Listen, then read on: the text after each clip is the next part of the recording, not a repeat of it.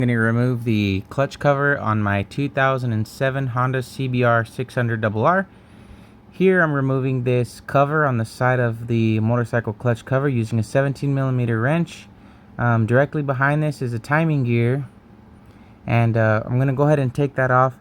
I'm going to use a 1/2" Stanley monkey wrench to pry this open. You want to only pry a little bit to the 6 o'clock and a little bit to the 9 o'clock positions. You don't want to use sharp objects like a screwdriver or a flathead or something that's going to gouge the internal parts of the engine too bad. You also don't want to stick this into the engine to the right. There's actually a sensor to the right that you don't want to destroy, and you'll see that here in the video later on.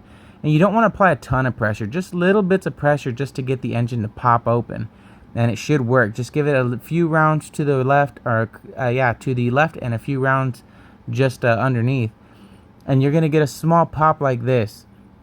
The gear underneath here is actually really flat and stable, and there's no teeth on it, so it's a good surface to kind of pull off of.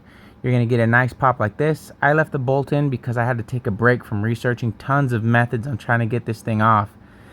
Anyways, you want to go back up to the top of the engine. You want to find the lever that connects to the clutch cable, and you want to actually push that directly towards you and away from the engine. There's actually an axle that lines everything up that the clutch sits on. It's like an axle right in the middle, and basically this clutch lever here sits on that axle, and as you pull the clutch in and out, it puts pressure on it.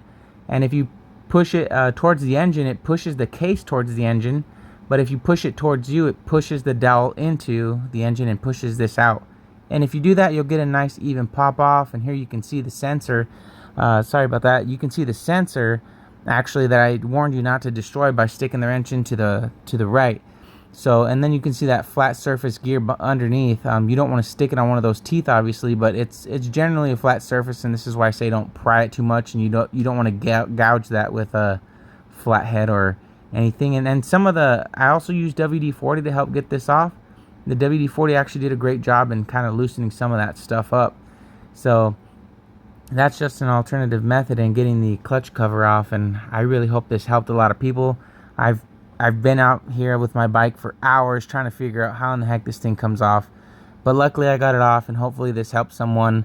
Again, don't pry it off, don't use tons of pressure, and even if you have to, stick a finger where the oil is inserted, go ahead and do that, but don't put tons of pressure on this. It's very precise measured surfaces, and you don't want to scratch or destroy those. So I hope this method helps some of you.